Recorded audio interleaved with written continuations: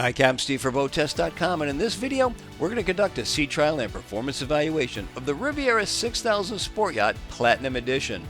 Now, most of the Platinum Series enhancements have to do with the cosmetics and upgrades from customer feedback that we cover in the features video for this yacht, but most obvious being the Platinum Gray hardtop.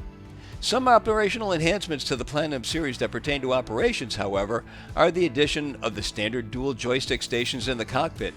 And that's certainly a welcome feature. Then there's the Helm. The console has been treated with Alcantara suede that's both waterproof and of course non-reflective, so it removes any glare of the previous versions. This helm is starboard mounted and embraces the glass dash concept with dual 17-inch displays. Visibility is excellent through the huge two-piece windshield, each measuring 58 inches by 69 inches. And there's a large brow that knocks down glare.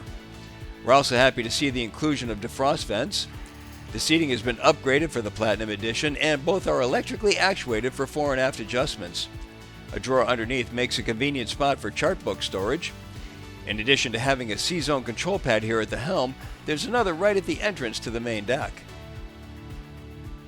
The engine room is accessed from a watertight door in the storage area behind the master stateroom.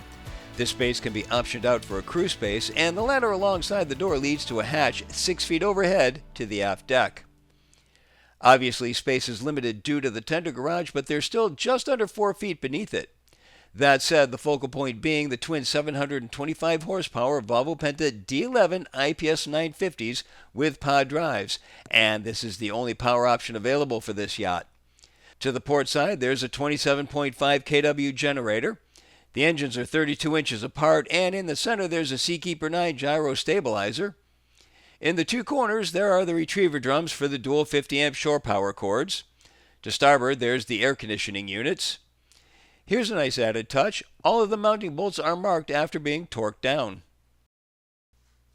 Back out in the storage/crew space, there's switching for the C-zone system as well as the remote battery switches and main breakers. Fuel shutoffs are right alongside. The tender garage is accessed from the swim platform. It's designed to hold a 325 Williams tender. Additional access is from the cockpit deck, making it easy to drop items for the day right into the tender. At the port side stairs is a 50-amp shore cord on an electric reel, an airline for filling water toys, and both a fresh and warm water washdown. To the starboard side is a second 50-amp shore cord.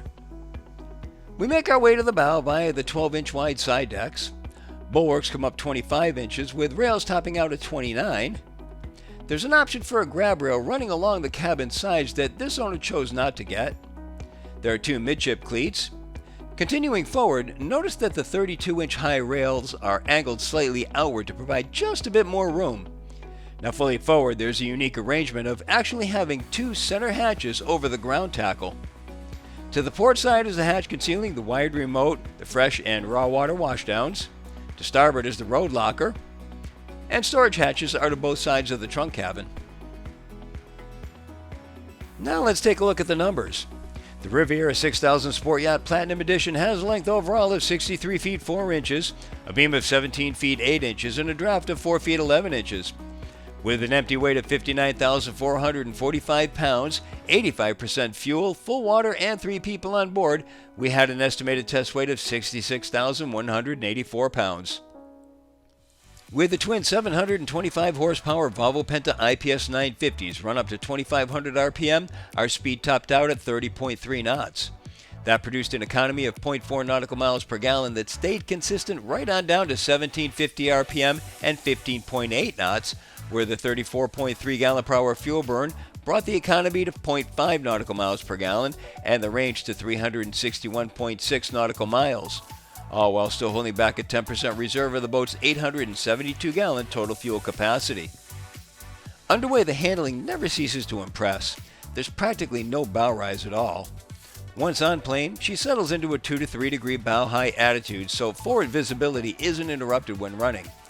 Sadly, we had calm conditions on our test day, so we couldn't test her offshore heritage, but previous tests of the 6000 have been impressive, and the hull of the Platinum Edition has not changed.